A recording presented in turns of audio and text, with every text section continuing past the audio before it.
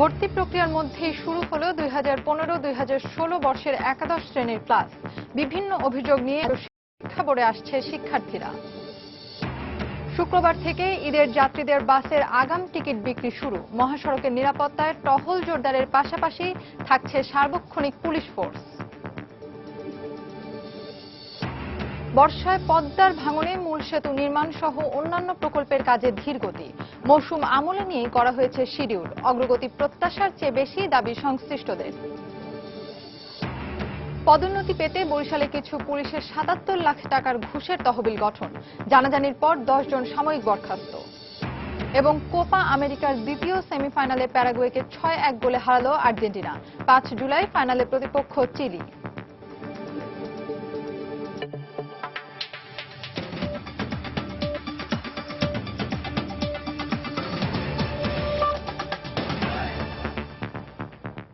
সময় সংবাদের সঙ্গে আছি আমি ফাহমিদা মৌটুসী।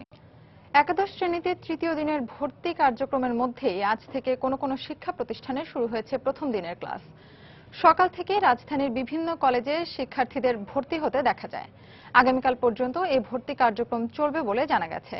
4 দফায় পিছিয়ে রোববার মধ্যরাতে একাদশ শ্রেণীতে ভর্তিযোগ্য শিক্ষার্থীদের তালিকা প্রকাশের পর কলেজগুলোতে ভর্তি কার্যক্রম শুরু হয়। অনলাইন ভর্তি প্রক্রিয়ায় নানা জটিলতায় পড়ে শিক্ষার্থী ও তাদের অভিভাবকরা এখন ভিড় করছেন শিক্ষা বোর্ড কার্যালয়ে। তবে ভর্তি জটিলতা নিয়ে সমস্যায় পড়ে শিক্ষার্থীদেরকে তালিকাভুক্ত করা হবে আগামী 6 এবং 11 জুলাইয়ের ফলাফলে।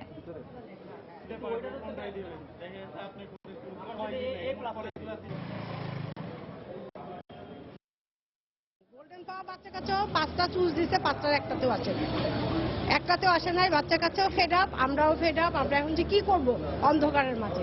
আগের সিস্টেমটা ভালো ছিল, তারা পরীক্ষার মাধ্যমে যেত, যার যার মেধাবী থেকে তারা ভালো করে যেত, মনে শান্তি পেতাম। হ্যাঁ, আমি পরীক্ষা দিয়েছি, আমি ভালো করতে পারি নাই, আমি কলেজে যেতে পারিনি। দর্শক, আজ দেশের বিভিন্ন স্থানে কলেজগুলোতে শুরু হয়েছে প্রথম দিনের ক্লাস। এই মুহূর্তে চট্টগ্রাম সরকারি কলেজের সামনে আছেন আমাদের রিপোর্টার ফেরদৌস লিপি। সরাসরি চলে যাচ্ছি তার কাছে। লিপি, মোটেশে যদিও আজকে উচ্চ মাধ্যমিকের প্রথম ক্লাস অনুষ্ঠিত হওয়ার কথা, কিন্তু চট্টগ্রামে আসলে কোনো কলেজেই আজকে থেকে ক্লাস শুরু হচ্ছে না। এক্ষেত্রে আমরা যে কলেজে দাঁড়িয়ে আছি, চট্টগ্রাম কলেজ এবং আশেপাশে যে কলেজগুলো আছে, বিশেষ করে চট্টগ্রামে যে বড় 5টি সরকারি কলেজগুলো আছে, সেগুলো জাতীয় বিশ্ববিদ্যালয়ে অধিভুক্ত হয়। আজকে কিন্তু জাতীয় বিশ্ববিদ্যালয় তৃতীয় বর্ষের অনার্সের পরীক্ষা চলছে এবং সেই কারণে কিন্তু আজকে ক্লাস শুরু করতে পারছে না বলে আমাদের কলেজ কর্তৃপক্ষ জানিয়েছে। তবে পাশাপাশি এটাও জানিয়েছে যে আজকেও যেহেতু আপনি জানেন যে আসলে ভর্তি প্রক্রিয়া জটিলতার কারণে এখনো ভর্তি সম্পূর্ণ হয়নি, এই কারণে কিছু কিছু ভর্তি কিন্তু আজকেও তারা নিচ্ছে এবং আগামীকালও আসলে ভর্তি প্রক্রিয়া চলবে বলে কলেজ অধ্যক্ষ আমাদেরকে জানিয়েছে। এবং আমরা সকাল থেকে দেখেছি যে ছাত্রছাত্রীরা আসছেন এবং যারা ভর্তি হতে পারেনি তাদের কার্যক্রমটা আজকে চলছে। তো এই ক্ষেত্রে কলেজ কর্তৃপক্ষ যেটা বলছে সেটা হচ্ছে তারা চেষ্টা করছে যেন আজকের মধ্যে ভর্তি প্রক্রিয়া শেষ হোক। তবে যদি না শেষ হয়, কালকে তারা কিছু ভর্তি প্রক্রিয়াটাও যেমন অব্যাহত রাখবে, আবার পাশাপাশি কিন্তু তারা কালকে ওরিয়েন্টেশন ক্লাস যেটা আছে সেটা শুরু করে দিবে। এই ক্ষেত্রে যেই পদ্ধতিটার জন্য জটিলতা, সে কারণে আমরা দেখেছি যে যারা অভিভাবকরা আছেন এবং শিক্ষার্থীরা আছে তারা এক ধরনের আমাদেরকে বলেছেন যে অভিযোগ করেছেন যে আসলে এই যে জটিলতা, এই জটিলতাটা কিন্তু কারণে তাদেরকে দুর্ভোগ পোহাতে হচ্ছে এবং তারা বলছেন যে এই সিস্টেমটা আসলে হঠাৎ করে চালু না করে যদি ধীরে ধীরে চালু করা হতো তাহলে তাদেরকে কিন্তু আসলে এই ভোগান্তির মধ্যে পড়তো না। তো এর মধ্যে আমরা আশেপাশের 3-4টা কলেজে খোঁজ নিয়েছি, সেখানেও আসলে একই রকম অবস্থা। যারা গত 2 দিন ধরে ভর্তি হতে পারেনি তারা কিন্তু আজকে ভর্তি প্রক্রিয়াটা সম্পূর্ণ করছে এবং যারা আজকে করতে পারবে না তারা আগামীকালও কিন্তু আসলে ভর্তি হবে। তবে সব কলেজই মোটামুটি জানিয়েছে যে কালকেও যদি ভর্তি প্রক্রিয়া সম্পূর্ণ না হয় তারপরেও কিন্তু তারা প্রাথমিকভাবে ক্লাসটা শুরু করবে, যেন অন্তত 2 তারিখ থেকে ক্লাসটা অন্তত শুরু করা যায়। তো মোটেশে এই ছিল আমার কাছে চট্টগ্রামে উচ্চ মাধ্যমিকে ক্লাস শুরু হওয়ার সর্বশেষ তথ্য। দর্শক, আজ থেকে একাদশ শ্রেণীতে ক্লাস শুরু হওয়ার কথা থাকলেও ভর্তি প্রক্রিয়া জটিলতার কারণে চট্টগ্রামের বিভিন্ন কলেজগুলোতে আজকে ক্লাস শুরু করা সম্ভব হয়নি। এ সম্পর্কে সবশেষ খবর আমাদেরকে জানাচ্ছিলেন সরকারি কলেজের সামনে থেকে আমাদের রিপোর্টার ফেরদৌস লিপি। তেসরা জুলাই থেকে ঈদে ঘরমুখ্য যাত্রীদের বাসের আগাম টিকিট দেওয়া হবে বলে জানিয়েছেন সংশ্লিষ্টরা। রাজধানীর গাবতলী, কল্যাণপুর ও শ্যামলী কাউন্টার থেকে দেওয়া হবে এসব টিকিট। আর এবারই প্রথম মহাখালী টার্মিনাল থেকে 4 জেলার যাত্রীদের জন্য টিকিট ছাড়া হচ্ছে। বিস্তারিত মিজানুর রহমান খবিরের রিপোর্টে। গাবতলী, শ্যামলী ও কল্যাণপুরের বড় বড় পরিবহন কাউন্টারগুলোর প্রস্তুতি অগ্রিম টিকিট ছাড়ার জন্য। কয়েকদিন আগে থেকেই ব্যানারটা নিয়ে তারা জানিয়ে দিচ্ছেন তারিখ ও স্থানসহ অন্যান্য বিষয়ে। এবারও মূল টার্মিনালের ভিড় এড়াতে বেশ কয়েকটি জায়গা থেকে আলাদাভাবে টিকিট দেওয়ার ব্যবস্থা করেছেন বলে দাবি সংশ্লিষ্টদের। আমরা আশা করি আল্লাহর রহমতে 3 তারিখে টিকিটগুলো ছাড়বো। গাড়ি ঘোড়া যেগুলো আছে এর সাথে কিছু নতুন গাড়িও বহরে যোগ হবে। গাড়িতে আমাদের 40টা সিট বা 36টা সিট, আমার গাড়িতে 36টাই যাবে, এখানে একটা লোক দাঁড়িয়ে যাবে না। বিগত সময়ে মহাখালীর কোনো কাউন্টার থেকে আগেভাগে টিকিট দেয়া না হলেও অগ্রিম টিকিট এবারই প্রথম ছাড়া হবে। রংপুর, সিলেট, রাজশাহী ও বগুড়া রুটের যাত্রীরা এই টিকিট নিতে পারবেন 12 জুলাই থেকে। এছাড়া সায়েদাবাদ, যাত্রাবাড়ি, গুলিস্তান ও নয়াবাজার থেকে স্বল্প দূরত্বের রুটের জন্য অগ্রিম টিকিট না থাকলেও পর্যাপ্ত সংখ্যক গাড়ি সরবরাহের দাবি মালিকদের। 12 জুলাই থেকে আমরা এই সকল দূরপাল্লার রোডে অগ্রিম টিকিট বিক্রি করব। শর্ট ডিস্টেন্স রোড যেমন ঢাকা, টাঙ্গাইল, ঢাকা, ময়মনসিংহ এই সকল ডিস্ট্রিক্টের প্যাসেঞ্জার যদি 50,000 টার্মিনালে অতিরিক্ত যাত্রী এসে যায়, হয়তো 2 ঘন্টা 2.5 ঘন্টা তাদের একটু কষ্ট করতে হবে, কিন্তু তারা যাইতে পারবে নিশ্চিত। অন্যদিকে সবগুলো কাউন্টার এবং নিজস্ব ডিপোতে চলছে বাসগুলোর বিভিন্ন প্রস্তুতির কাজ। প্রতিটি গাড়ির আসন সংখ্যা নির্ধারণ সহ ফিটনেস তৈরিতে চলছে এসব কার্যক্রম। সবকিছু কমপ্লিট করতেছে, গাড়ি বডি, গাড়ির ইঞ্জিন, মানে এভরিথিং নিচে উপরে সব কমপ্লিট করতে চলবে। বাস মালিকরা জানান একজন যাত্রী সর্বোচ্চ 3টি করে টিকিট নিতে পারবেন। আর নির্ধারিত তারিখে ভোর 5:30 থেকে টিকিট বিক্রি শুরু হবে। মিজানুর রহমান খবির, সময় সংবাদ, ঢাকা। ঈদে ঢাকা, চট্টগ্রাম এবং চট্টগ্রাম কক্সবাজার মহাসড়কে চলাচলরত যাত্রীবাহী বাসের ডাকাতির মতো ঘটনা ঘটতে পারে এ ধরনের 40টি পয়েন্ট চিহ্নিত করেছে পুলিশ। বাসে যাত্রী বেশে উঠে ডাকাতি শেষে এসব পয়েন্টে নেমে পড়ার পাশাপাশি ব্যারিকেড দিয়েও ডাকাতির আশঙ্কা করা হচ্ছে। এর মধ্যে ঢাকা, চট্টগ্রাম রুটের কুমিল্লা পর্যন্ত ঝুঁকিপূর্ণ পয়েন্ট রয়েছে 30টি।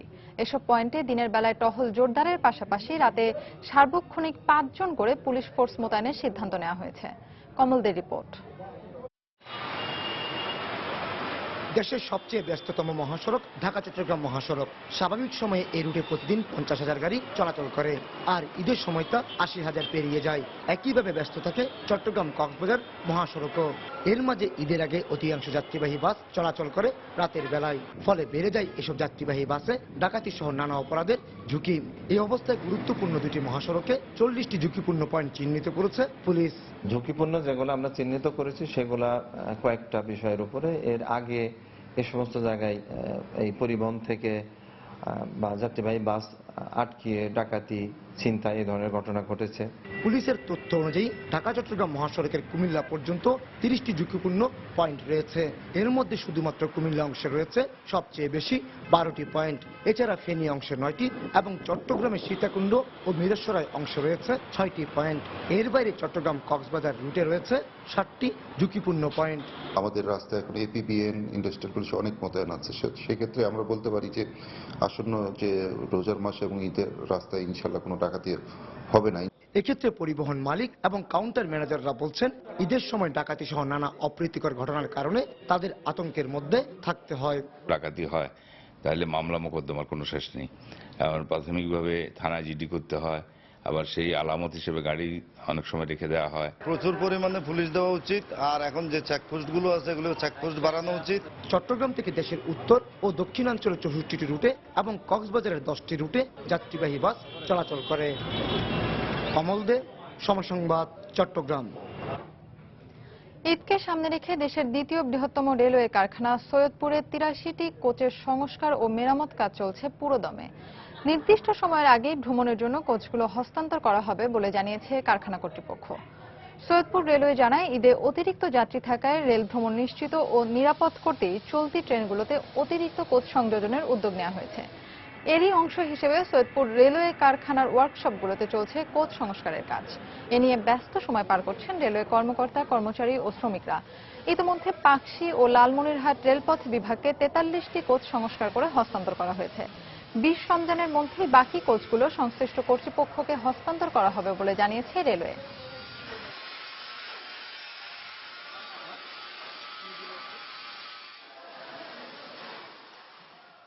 ঈদের কারণে আমাদের আরো বেশি কাজ করতে হচ্ছে, এই জন্য আমরা একটু বেশি করেই সময় দিয়ে কাজ করতেছি। আমরা চেষ্টা করতেছি একটু তাড়াতাড়ি এই গাড়িটা আউটটেন করার যায়, এই জন্য আমরা অতিরিক্ত কাজ করতেছি। বিভিন্ন প্রতিবন্ধকতা যেমন হুইল টার্নিং মেশিন, ট্রাভার্সার স্থাপনের কাজে কিছুটা বিঘ্ন ঘটলেও ইতিমধ্যে আমরা 43টি কোচ আউটটার্ন দেওয়া হয়েছে। অবশিষ্ট কোচগুলি নির্ধারিত সময়ের মধ্যেই লক্ষ্যমাত্রা। দর্শক, পদ্মা সেতু নির্মাণ কাজের অগ্রগতি নিয়ে প্রতি মাসের 1 তারিখে আমরা বিশেষ রিপোর্ট প্রচার করে থাকি। এই ধারাবাহিকতায় আজ থাকছে বর্ষা মৌসুমে সেতুর কাজের অগ্রগতি নিয়ে একটি রিপোর্ট। বর্ষায় পদ্মার প্রবল স্রোতে ভাঙছে নদীর দুকুল। এতে মূল সেতু নির্মাণ সহ পদ্মা সেতুর অন্যান্য প্রকল্পে কিছুটা ধীর গতি নেমে এসেছে। তবে সংশ্লিষ্টরা বলছেন এখন পর্যন্ত কাজের অগ্রগতি প্রত্যাশার চেয়ে বেশি, তাই কাজের গতিতে প্রভাব ফেলতে পারবে না বর্ষা মৌসুম। এছাড়া বৃষ্টির কথা বিবেচনায় রেখেই 2018 সালের মধ্যে কাজের চূড়ান্ত শিডিউল নির্ধারণ করা হয়েছে বলে জানান তারা। সেতু এলাকা ঘুরে এসে সাইফুল ইসলামের ক্যামেরায় রিপোর্ট এহসান জুয়েলের। আষাঢ়ের প্রবল বর্ষণ আর নদীতে তীব্র স্রোত, ঢেউ ভাঙছে কূলে, প্রতি মুহূর্তেই পাড় ভাঙার শঙ্কা। গত মাসের মাঝামাঝি সময় মাওয়ায় চীনা কোম্পানির ওয়ার্কশপের পাশেই ভেঙে পড়ে প্রায় 150 মিটার এলাকা। নদী গর্ভে হারায় এখানকার স্থাপনা সহ বেশ কিছু যন্ত্রপাতি। আগে থেকে নদী শাসনের কার্যক্রম চালিয়েও রোধ করা যাচ্ছে না প্রাকৃতিক এই ভাঙন, ফলে পদ্মায় মূল সেতু নির্মাণ কাজে ধীর গতির আশঙ্কা। পুরো বর্ষা মৌসুম জুড়েই তাই ভাঙন কবলিত এলাকাগুলোয় ফেলা হচ্ছে বালুর বস্তা। নদীর পাড়ে কর্মব্যস্ত কর্মীরা, তাদের কাজেও মাঝে মাঝে ব্যাঘাত ঘটাচ্ছে বৃষ্টি। তবে কর্মকর্তারা বলছেন কাজের অগ্রগতিতে বর্ষাকে ঠিক হুমকি বলে মনে করছেন না তারা। শিডিউল অনুযায়ী কাজ হচ্ছে এবং যথাসময়ে কাজ শেষ হবে ইনশাআল্লাহ, কাজের কোনো সমস্যা নেই। বর্ষাটা কি কোনো রকম ঠেট মনে করেন? না, বর্ষা কাজের কোনো ক্ষতি করবে না, কারণ আমাদের এই যে কাজ সেটা বর্ষাতে কোনো সমস্যা নেই। তবে মূল সেতু ছাড়া সার্ভিস এরিয়া নির্মাণ এবং নদী শাসন কাজে কিছুটা ধীরগতির আশঙ্কা সংশ্লিষ্টদের, যদিও তারা বলছেন বর্ষায় এই ধীরগতিকে আমলে নিয়েই কাজের শিডিউল চূড়ান্ত করা হয়েছে। বিল্ডিং এর কাজ বর্ষায় এফেক্ট করছে না, শুধুমাত্র মাটি ফিলিং এর কাজটাই বর্ষার সময় অসুবিধা হয়। অবশ্যই কনস্ট্রাকশন কাজের একটা ব্যাঘাত হবে, তো ব্যাঘাতটা ধরে নিয়েই কিন্তু প্ল্যানিং। শুরুতে যখন প্ল্যান করা হয় it will take this much of time, সেই স্প্যানটা কিন্তু ওই সবকিছু abnormalities in terms of time যা কিছু আসতে পারে সেগুলো ক্যালকুলেট করে নিয়েই টোটাল টাইমটা হিসাব করা হয়। সেতু বিভাগ জানিয়েছে মূল সেতুর কাজ জুন মাসে যেখানে 9.49% হওয়ার কথা, সেখানে এখন পর্যন্ত কাজ এগিয়ে রয়েছে 11.62%। বর্ষায় নদীতে তীব্র স্রোত আর নদীর দুকুলে ভাঙন কিছুটা হলেও ব্যাঘাত ঘটাচ্ছে মূল সেতু নির্মাণ কাজে। যদিও নির্মাণ কাজ শুরু হওয়ার পর প্রথম বছরের বর্ষার অভিজ্ঞতাকে কাজে লাগিয়ে পরবর্তী বছরের বর্ষাগুলোতে নিজেদের করণীয় ঠিক করে নেওয়ার ব্যাপারে আশাবাদী নির্মাণ কাজের সঙ্গে সংশ্লিষ্টরা। এহসান জুয়েল, সময় সংবাদ, মুন্সিগঞ্জ। সময় সংবাদে আরো থাকছে, সিরাজগঞ্জের বঙ্গবন্ধু সেতুর পশ্চিম সংযোগ সড়ক যেন এক মরণ ফাঁদ। বেপরোয়া গতির ড্রাইভিং ও ডিভাইডারের অভাবে প্রায়ই ঘটছে দুর্ঘটনা, অভিযোগ যাত্রীদের। দর্শক, ভর্তি প্রক্রিয়ায় জটিলতা থাকলেও ঢাকায় বিভিন্ন কলেজে একাদশ শ্রেণীতে শুরু হয়েছে একাদশ শ্রেণীর ক্লাস। এই মুহূর্তে আজিমপুর সরকারি গার্লস কলেজে আছেন আমাদের রিপোর্টার সাইফুল জুয়েল, আমরা সরাসরি চলে যাচ্ছি তার কাছে। জুয়েল। মোটুস, আপনাকে ধন্যবাদ। আমি এই মুহূর্তে আছি আজিমপুর গার্লস স্কুল অ্যান্ড কলেজের সামনে। তো এখানে আপনি আমার দেখতে পাচ্ছেন যে আমার হাতের ডান পাশে কিছু শিক্ষার্থী অপেক্ষা করছে। আসলে এখানে ওরিয়েন্টেশন পর্ব চলছে। 2015-16 শিক্ষাবর্ষের একাদশ শ্রেণীতে যারা ভর্তি হবেন তো তাদের ওরিয়েন্টেশন ক্লাস চলছেন। তো আমরা এখানে অধ্যক্ষের কাছে এবং অফিসিয়াল সূত্রে যেটা জানতে পেরেছি যে এই কলেজটিতে আসলে প্রায় 500 জন শিক্ষার্থী ভর্তির আবেদন করেছেন তারা শিক্ষা বোর্ডের কাছে। এর মধ্যে আপনার বিজ্ঞান বিভাগে 100 জন, মানবিক এবং ব্যবসায় শিক্ষা বিভাগে 200 জন করে মোট 500 জন শিক্ষার্থী নেওয়ার জন্য তারা শিক্ষা বোর্ডে আবেদন করেছেন। আর এছাড়া সর্বশেষ তথ্য অনুযায়ী আমরা যেটা জানতে পেরেছি যে গতকাল পর্যন্ত এখানে ভর্তি হচ্ছেন প্রায় 337 জন শিক্ষার্থী। তো এছাড়া আরেকটু যদি জানাই তাহলে সেক্ষেত্রে আগামীকাল পর্যন্ত, অর্থাৎ আগামীকাল 2 তারিখ পর্যন্ত কিন্তু এই কলেজটির ভর্তি কার্যক্রম চলবে। এখানে আপনি এখন দেখতে পাচ্ছেন যে ভিতরে শিক্ষকরা আছেন, এই কলেজের শিক্ষক এবং অধ্যক্ষ যারা আছেন তারা আসলে বর্তমানে যেসব শিক্ষার্থী ভর্তি হয়েছেন এরই মধ্যে, তো তাদের সাথে একটা পরিচিতি পর্ব কিন্তু চালু রেখেছেন। আমরা এছাড়া আরেকটি বিষয় মোটুসি, সেটা হলো যে আমরা এর আগে শিক্ষা বোর্ডে গিয়েছিলাম, তো সেখানে শিক্ষা বোর্ডে বেশ কিছু অভিভাবক এবং শিক্ষার্থীদের সাথে কথা হচ্ছে। তো তারা আমাদেরকে যেটা বলেছেন যে এখন পর্যন্ত এই অনলাইন ভর্তি কার্যক্রমে তারা নানা ধরনের জটিলতার মুখোমুখি হয়েছেন। তো সেই জটিলতাগুলোর মধ্যে তারা যেমন বলছেন যে তারা গোল্ডেন 5 পেয়েও, জিপিএ 5 পেয়েও তারা অনেকে 5টি যে কলেজ পছন্দের যে তালিকা, সেই তালিকা অনুযায়ী তারা কলেজ পাননি। এরকম অভিভাবকদের সাথে যারা শিক্ষার্থী এসেছেন তারা কিন্তু অভিযোগ আমাদের কাছে করেছেন। আর আমরা কথা বলেছিলাম শিক্ষা বোর্ডের যে দায়িত্বপ্রাপ্ত কর্মকর্তা, উপ কলেজ পরিদর্শক, তো তিনি আমাদেরকে যেটা নিশ্চিত করেছেন যে এই জটিলতাটা, উনি এটাকে জটিলতা না বলে সংকট বলছেন, এবং একই সাথে উনি বলছেন যে এই সংকট অচিরেই সমাধান হবে, এবং উনি বলছেন যে মেধার ভিত্তিতে অতি শীঘ্রই এই যে সমস্যাটা আছে এই সমস্যাটা শেষ করবেন। এবং একই সাথে যদি প্রয়োজন পড়ে, সেক্ষেত্রে যদি শিক্ষার্থীদের চাহিদা অনুযায়ী যদি প্রয়োজন পড়ে, তো শিক্ষার্থীদের চাহিদা অনুযায়ী আসলে যদি নির্দিষ্ট শিক্ষার্থীদের যদি কোনো আসন সংখ্যা যদি সীমিত থাকে, সেক্ষেত্রে কলেজগুলোকে অতিরিক্ত শিক্ষার্থী নেওয়ার জন্য হলো যে অনুরোধ জানানো হবে বোর্ডের পক্ষ থেকে। তো মোটুসি এই ছিল আমার কাছে আসলে সর্বশেষ তথ্য। দর্শক, নানা সংকটের পরও আজ আজিমপুর গার্লস স্কুল অ্যান্ড কলেজে একাদশ শ্রেণীতে ওরিয়েন্টেশন কার্যক্রম শুরু হয়েছে। এ সম্পর্কে সেখান থেকে আমাদেরকে জানাচ্ছিলেন রিপোর্টার সাইফুল জুয়েল। বরিশাল মেট্রোপলিটন পুলিশের কিছু সদস্য পদোন্নতি পেতে তদবিরের জন্য ঘুষের তহবিল গঠন করেছে। এতে জমা হয়েছে ৭৭ লাখ টাকা। বিষয়টি জানাজানির পর পুলিশ সদর দপ্তর ৩ সহকারী উপপরিদর্শক সহ ১০ জনকে সাময়িকভাবে বরখাস্ত করেছে। ঘটনা তদন্তে বরিশাল মেট্রোপলিটন পুলিশ বিএমপি ৩ সদস্যের একটি তদন্ত কমিটি গঠন করেছে। ফিরদাউস সোহাগের রিপোর্ট। কনস্টেবল থেকে এএসআই পর্যন্ত বিএমপির প্রায় ৮০০ সদস্য গত বছর পদোন্নতির জন্য পরীক্ষায় অংশ নেন। এর মধ্যে ২৩০ জন পরীক্ষা উত্তীর্ণ হন, কিন্তু পদ না থাকায় তারা পদোন্নতি পাননি। তাই তদবিরের জন্য তারা গঠন করেন ঘুষের তহবিল। পুলিশ সদর দপ্তরের তদন্তে বিষয়টি প্রমাণিত হওয়ায় সোমবার ঘটনার সাথে জড়িত ১০ সদস্যকে সাময়িক বরখাস্ত করে। এই অবৈধ কর্মকাণ্ড জানার পরে পুলিশ ক্যাডারটা তদন্ত কমিটি করে, আমরা তো তদন্ত কমিটি করি। এই তদন্ত কমিটি প্রাথমিকভাবে জিনিসটা সত্যতার প্রমাণ হইতে হয় যে তারা টাকাটা তুলছে, এটা ব্যাংকে জমা রাখছে। এই পরিপ্রেক্ষিতে তাদেরকে তাৎক্ষণিকভাবে বরখাস্ত করা হয়। এদিকে বরিশাল মেট্রোপলিটন পুলিশের পক্ষ থেকে ৩ সদস্যের একটি কমিটি গঠন করেছে। আরও কেউ এ ঘটনায় জড়িত থাকলে তাদের বিরুদ্ধে ব্যবস্থা নেওয়া হবে বলে জানান এই ঊর্ধ্বতন কর্মকর্তা। আমরা ইনস অ্যান্ড আউট আরো ব্যাপক তদন্ত করছি। যদি তদন্তে নতুন কেউ আসে, কারণ নাম যদি পাওয়া যায়, আমরা তাকে কাউকে ছাড় দেব না। এই ব্যাপারে আমরা টোটালি জিরো টলারেন্স। এই অবস্থায় আইন শৃঙ্খলা রক্ষাকারী বাহিনীর ভেতরে এমন ঘটনা সমাজে নেতিবাচক প্রভাব পড়তে পারে আশঙ্কা সমাজের বিশিষ্টজনদের। এই ধরনের ঘটনা যাতে পুনরাবৃত্তি না হয় সেজন্য দৃষ্টান্তমূলক ব্যবস্থা গ্রহণ করা একান্ত প্রয়োজন। যদি না গ্রহণ করা হয় তাহলে জনগণের আস্থা পুরোপুরি পুলিশের উপর থেকে হারিয়ে যাবে। এ ঘটনায় কনস্টেবল পদের বিভিন্ন জনের কাছ থেকে আদায় করা হয়েছে ৪০ থেকে ৫০ হাজার টাকা। বরিশালের একটি ব্যাংকে অ্যাকাউন্ট করে সেখানে জমা করা হয় ৭৭ লাখ টাকা। এর মধ্যে হদিস নেই ৬০ লাখ টাকার। ফিরদাউস সোহাগ, সময় সংবাদ, বরিশাল। দ্বিতীয় দিনের মতো চলছে বহুল আলোচিত ফেলানী হত্যা মামলার পুনর্বিচার কার্যক্রম। ভারতের কোচবিহারের বিএসএফ এর সদর দপ্তরে স্থাপিত জেনারেল সিকিউরিটি ফোর্স আদালতে সকালে এই কার্যক্রম শুরু হয়। কয়েক দফা পেছানোর পর গতকাল থেকে আবারও বিচার শুরুর খবরে খুশি ফেলানীর স্বজনরা।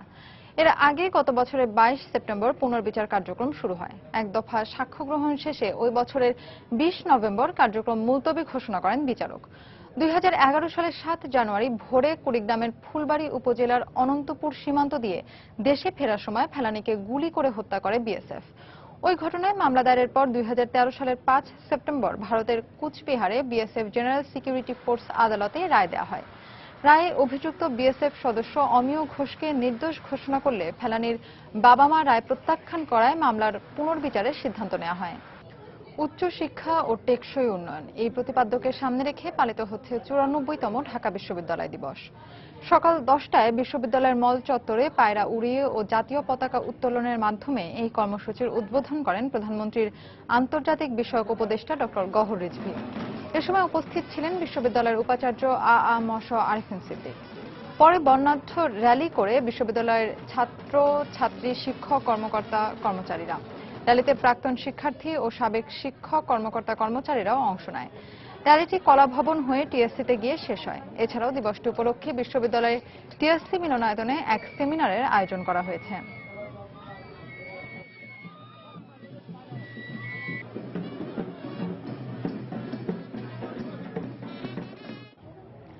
বেশিরভাগ ডিলার পণ্য উত্তোলন না করায় রমজান মাসে ন্যায্য মূল্যে টিসিবির চিনি, সয়াবিন, ডাল ও ছোলা কেনা থেকে বঞ্চিত হচ্ছেন ময়মনসিংহ অঞ্চলের মানুষেরা। ডিলারদের দাবি, বাজার দরের সাথে টিসিবির মূল্যে অসামঞ্জস্য এবং চাহিদা মতো সরবরাহ না পাওয়ায় এবার পণ্য উত্তোলন করেননি তারা। তবে টিসিবির দায়িত্বপ্রাপ্ত কর্মকর্তারা জানান, যারা পণ্য উত্তোলন করেননি তাদের বিরুদ্ধে কঠোর ব্যবস্থা নেওয়া হবে। হোসেন আলী তোলার ছবি নিয়ে হারুনুর রশিদের report. Trading corporation of Bangladesh টিসিবির ময়মনসিংহের আঞ্চলিক কার্যালয়ে জামালপুর, শেরপুর, কিশোরগঞ্জ, নেত্রকোনা, টাঙ্গাইল ও ময়মনসিংহ জেলার 306 জন চুক্তিবদ্ধ ডিলার থাকলেও পণ্য উত্তোলন করেছেন মাত্র 122 জন। আর ময়মনসিংহের 70 জন ডিলারের মধ্যে পণ্য উত্তোলন করেছেন মাত্র 20 জন। জেলার 13টি উপজেলার মধ্যে ময়মনসিংহ সদর সহ 8টি উপজেলার কোনো ডিলারই টিসিবি পণ্য তুলেননি। আর এতে ন্যায্য মূল্যের পণ্য ক্রয় থেকে বঞ্চিত হচ্ছেন এই অঞ্চলের মানুষেরা। ময়মনসিংহ শহরে অনেক ডিলার আছে, তারা এই পণ্যগুলো আনতেছে না, তারা তুলতেছে না। তারা যদি তুলতো তাহলে আমাদের একটু উপকৃত হইতো। খুচরা বাজারে তো আমাদের বেশি দামে কিনতে হয়, টিসিবি ডিলার থেকে কিনলে আমরা কমে পাইতাম। টিসিবির পণ্য তো আগে আমরা দেখছি এগুলির একটা প্রচার ছিল, মার্কেটের চেয়ে কম দামে কিনছে, এখন তো এগুলির কোনো হদিসই নাই। এদিকে ডিলাররা বলছেন, বাজার দরের সাথে টিসিবির পণ্য মূল্যে অসামঞ্জস্য এবং চাহিদা মতো সরবরাহ না পাওয়ায় তারা এবার পণ্য উত্তোলন করেননি। যে মাল তারা দেয়, ঠিক আছে, ওই মাল মনে করেন যে বাজারের সাথে মিল নাই, মানে বাজারে প্রায় সেম দামই থাকে। চিনি বাজারে এখনো কম আছে, বাজারে হোলসেল রেট কম আছে টিসিবির থেকে। আমরা যে সময় মাছ তুলতে গেছি ওই সময় দেখি যে ভুট্টা ছিল না, যার ফলে তুলি না। তবে টিসিবির আঞ্চলিক কার্যালয়ের দায়িত্বপ্রাপ্ত কর্মকর্তা জানান, যেসব ডিলার পণ্য উত্তোলন করেননি তাদের বিরুদ্ধে কঠোর ব্যবস্থা নেওয়া হবে। প্রথমত আমরা একটা চূড়ান্ত সুকোষ নোটিশ দেব, এবং নোটিশে পাওয়ার পরে তাদের ডিলারশিপে রাখা হবে কিনা সে ব্যাপারে ঊর্ধ্বতন কর্তৃপক্ষ সেই ব্যবস্থা নেবেন। টিসিবি কর্তৃপক্ষ জানায়, রমজান উপলক্ষে ময়মনসিংহের আঞ্চলিক কার্যালয়ে 4 জুন থেকে 25 জুন পর্যন্ত 200 মেট্রিক টন চিনি, 154 মেট্রিক টন ছোলা, 70 মেট্রিক টন মসুর ডাল এবং 1 লাখ লিটার সয়াবিন তেল বরাদ্দ ছিল। হারুনুর রশিদ, সময় সংবাদ, ময়মনসিংহ। সিরাজগঞ্জের বঙ্গবন্ধু সেতুর পশ্চিম সংযোগ সড়ক এখন পরিণত হয়েছে মরণ ফাঁদে। সেতু চালুর পর থেকে বিভিন্ন সময় দুর্ঘটনায় প্রাণ হারিয়েছেন 3 শতাধিক মানুষ। যাত্রীদের অভিযোগ, বেপরোয়া গতির ড্রাইভিং আর সড়কে ডিভাইডার না থাকায় অহরহ ঘটছে দুর্ঘটনা। অবশ্য দুর্ঘটনা রোধে চালকদের সচেতনতা বাড়ানোর পাশাপাশি নানা পদক্ষেপ নেওয়ার কথা জানালেন হাইওয়ে পুলিশ ও স্থানীয় সংসদ সদস্য। জেলা প্রতিনিধি রিঙ্কু কুণ্ডুর পাঠানো তথ্য ও ছবি নিয়ে ডেস্ক রিপোর্ট। বঙ্গবন্ধু সেতুর পশ্চিম পাড়ের এই মহাসড়কটি রাজধানী ঢাকার সঙ্গে উত্তর ও দক্ষিণবঙ্গের সড়ক যোগাযোগের একমাত্র পথ। সেতু থেকে হাটিকুমরুল পর্যন্ত 20 কিলোমিটার সংযোগ সড়ক দিয়ে প্রতিদিন প্রায় 24টি জেলার পরিবহন চলাচল করছে। কিন্তু অহরহ ঘটা দুর্ঘটনার কারণে সড়কটি রূপ নিয়েছে মরণ ফাঁদে। স্থানীয়দের অভিযোগ, ব্যস্ততম সড়কটিতে ডিভাইডার না থাকা এবং ওভারটেকিং ও বেপরোয়া গতিতে গাড়ি চালানোর কারণে দুর্ঘটনায় প্রাণ হারাচ্ছেন মানুষ। রাস্তায় চাপা মোড়, ঝুঁকিপূর্ণ রাস্তা, এই জন্য অ্যাক্সিডেন্টটা বেশি হয়। রাস্তার তুলনায় গাড়ির চাপ অত্যন্ত বেশি, যার কারণে এই রাস্তাটা ঝুঁকিপূর্ণ। পাশে কি আছে তা দেখার কোনো চিন্তা ভাবনা নেই, মানুষ মরুক তাদের হাতে কোনো সমস্যা নাই। এমনকি চালকরাও বলছেন, ঝুঁকিপূর্ণ সড়কে অসতর্ক ড্রাইভিং এর কারণে বাড়ছে দুর্ঘটনা। গাড়ি চালা অবস্থায় আপনার ঘুমিয়ে গেল, ঘুমার সময় তার কিছু দেখতে পারো না। চালক যারা আছে তারা যদি একটু সতর্কতার সাথে গাড়ি চালায় তাহলে মোটামুটি রাস্তা বা অ্যাক্সিডেন্ট অনেকটাই কমে যাবে। এই অবস্থায় হাইওয়ে পুলিশের এক কর্মকর্তা জানালেন, ওভারটেকিং ও বেপরোয়া গতি বন্ধে চালকদের সচেতনতা বৃদ্ধির পদক্ষেপ নেওয়া হচ্ছে। কম গতিতে গাড়ি চালায় এবং সাইনবোর্ডগুলো দেখে দেখে চালায়, সেই ব্যবস্থা আমরা নিচ্ছি। এদিকে এ বিষয়ে সংশ্লিষ্ট বিভাগের কর্মকর্তারা কথা বলতে রাজি না হলেও দুর্ঘটনা রোধে দ্রুত কার্যকরী পদক্ষেপ নেওয়ার আশ্বাস দিলেন স্থানীয় সংসদ সদস্য। সেতু ও সড়ক মন্ত্রণালয় এবং প্রধানমন্ত্রীর কার্যালয়কে অনুরোধ করব তারা যেন দ্রুত কাজটি করে। সরকারি হিসেবে 1999 থেকে এ পর্যন্ত সংযোগ সড়কে দুর্ঘটনার শিকার হয়ে প্রাণ হারিয়েছেন 339 জন। এর মধ্যে শুধুমাত্র চলতি বছর জানুয়ারি থেকে মে পর্যন্ত নিহত হয়েছেন 35 জন। সময় সংবাদ, সিরাজগঞ্জ। নদী ভাঙনে সুনামগঞ্জের দোয়ারাবাজার উপজেলার প্রধান সড়ক, শিক্ষা প্রতিষ্ঠান, মসজিদ, বসতভিটা সুরমায় বিলীন হয়ে গেছে। ভাঙনের ঝুঁকিতে রয়েছে উপজেলা পরিষদও। এদিকে প্রতিরোধে প্রশাসনের কোনো উদ্যোগ না থাকায় আতঙ্কিত নদীপাড়ের মানুষ। দোয়ারাবাজার ঘুরে এসে নওশাদ আহমদ চৌধুরীর ছবিতে আব্দুল আহাদের রিপোর্ট। দোয়ারাবাজার থেকে সিলেট যাতায়াতের একমাত্র সড়ক এটি। চলতি বর্ষা মৌসুমে এই সড়কের অধিকাংশ জায়গা নদীগর্ভে বিলীন হয়ে গেছে। শুধু এই সড়ক নয়, সুরমা কেড়ে নিয়েছে স্কুল, মসজিদ, মাদ্রাসা, এমনকি মানুষের বসতভিটাও। কয়েকদিন আগে উপজেলা পরিষদের ঠিক সামনের রাস্তার বেশ কিছু অংশ সুরমায় বিলীন হয়ে গেছে। এতে আতঙ্কিত সাধারণ মানুষ। প্রতিদিনই ভাঙতেছে, বাট এই রাস্তা লোড গাড়ি নিয়ে চলাচল করলে বোঝা যাচ্ছে যে রাস্তাটা কাঁপতেছে। মাত্র 2-3 মাস আগে রাস্তা দিয়ে আমরা আসছি, রাস্তাটা ভালোই ছিল, এর মধ্যে রাস্তাটা ভেঙে গেছে। কোনো সরকার কোনো ধরনের ভূমিকা নেয় না এটার উপরে। আসে একটু সংস্কার করার স্বার্থে। এখন যদি এই রাস্তাটা জাগে তাহলে আমরা দোয়ারাবাসী পানির মধ্যে অবরুদ্ধ হয়ে যাবো, আমরা আর বাঁচার কোনো পথ নাই। আগ্রাসী সুরমা এই দাখিল মাদ্রাসা ভবনটিও কেড়ে নিয়েছে, ফলে বন্ধ হয়ে গেছে পাঠদান। নদীর বাঙ্গনে মাদ্রাসার ক্লাসরুম সব চলে গেছে, বর্তমানে 4টা রুম গেছে। আমরা লেখাপড়া করতে হইলেন না, মানে আমরা ক্লাস ভেঙে গেছি, আমরা ইটা তাইতে ডর করে। আর এখন আছে একটার মাঝে আমরা কিছু ছাত্র লেখাপড়া করে। আর বসত বাড়ি যারা হারিয়েছেন তারা এখন অসহায়। পানি কমলে বুঝিনি ভাঙে যায়, আমরা সব কিছু ভাঙলে যায়, যেত হাটিয়া গাঙ্গের ফারে দিয়ে অত ভাঙলে যায়। নিজের জায়গা বাসা নাই, কই যাইমু, যাইবার জায়গা নাই রে বাবা। এদিকে নদী ভাঙন রোধে জলবায়ু ট্রাস্টের অধীনে একটি প্রকল্প দাখিল করা হয়েছে বলে জানিয়েছেন পানি উন্নয়ন বোর্ডের এই কর্মকর্তা। ইতিমধ্যে আমরা পদক্ষেপ নিয়ে সেই প্রকল্পটা বাস্তবায়নের জন্য দাখিল করা হয়েছে। অনুমোদন হলেই সেটা আমরা কাজটা বাস্তবায়ন করতে পারবো এবং প্রতিরক্ষা ভাঙন থেকে প্রতিরোধের ব্যবস্থা নিতে পারবো। দোয়ারাবাজার উপজেলায় প্রায় 2.5 লাখ মানুষের বাস। হাওর অধ্যুষিত এখানকার অধিকাংশ মানুষের বসতি সুরমা পাড়ে। আব্দুল আহাদ, সময় সংবাদ, সিলেট। দেশের বাইরের খবর। শান্তিপূর্ণ কাজে পারমাণবিক চুল্লি ব্যবহারের প্রমাণ দিতে না পারলে ইরানের সঙ্গে কোনো সমঝোতা নয় বলে মন্তব্য করেছেন মার্কিন প্রেসিডেন্ট বারাক ওবামা। মঙ্গলবার যুক্তরাষ্ট্রের ওয়াশিংটনে সফররত ব্রাজিলের প্রেসিডেন্ট দিলমা রুসেফের সাথে এক যৌথ সংবাদ সম্মেলনে তিনি একথা বলেন। এ সময় তিনি বলেন, জার্মানি সহ 5 বিশ্ব পরাশক্তির সঙ্গে সমঝোতা চুক্তি এখন ইরানের উপর নির্ভর করছে। তবে দুপক্ষের আলোচনার মাধ্যমে খুব শীঘ্রই একটি ইতিবাচক ফল বেরিয়ে আসবে বলে আশা করেন তিনি। চূড়ান্ত চুক্তিতে পৌঁছাতে ইরানকে আগামী 7 জুলাই পর্যন্ত সময় বেঁধে দিয়েছে পশ্চিমা বিশ্ব।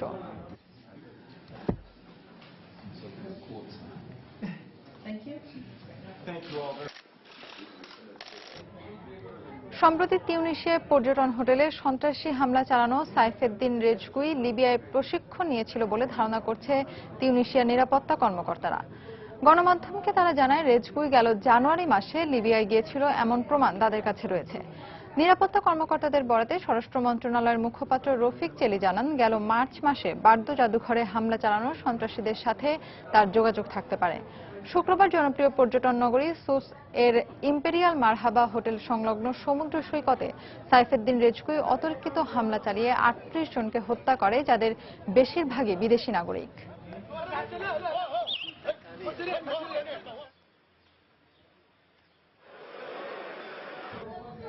কোপা আমেরিকার খবর।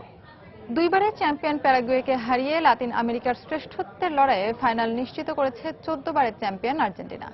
সেমিফাইনালের ম্যাচে অ্যাঞ্জেলো ডি মারিয়া জোড়া গোলে আলবিরোজাদের 6-1 গোলে বিধ্বস্ত করেছে আলবিসেলেস্তারা। আর এই জয়ে ফাইনালের মঞ্চে শিরোপা না পাওয়ার ক্ষুধায় থাকা চিলির প্রতিপক্ষ হিসেবে 2007-এর পর আবারও ফাইনালে নাম লেখালো আর্জেন্টিনা। 2014 ফিফা বিশ্বকাপের ফাইনালে গিয়েও পাওয়া হয়নি বিশ্বসেরার খেতাব। আর গত 22 বছরে কোপা আমেরিকার শিরোপার স্বাদ থেকে বঞ্চিত আর্জেন্টিনা। এমন ক্ষুধায় থাকা মার্টিনো শিষ্যরা কোপা আমেরিকার সেমিফাইনালে মুখোমুখি হয় গতবারের রানার্স আপ দল প্যারাগুয়ের। ম্যাচের শুরু থেকেই আলবিরোজার রক্ষণভাগকে প্রচন্ড চাপের মুখে রাখে আলবিসেলেস্তারা, যার ফল পেতেও দেরি হয়নি জেরার্ডো মার্টিনোর শিষ্যদের।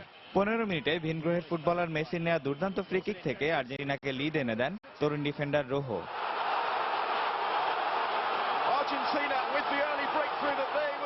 ম্যাচের যখন 27 মিনিট, তখন মেসির বাড়িয়ে দেয়া বলে গোল ব্যবধান দ্বিগুণ করেন আর্জেন্টাইন মিডফিল্ডার পাস্তোর।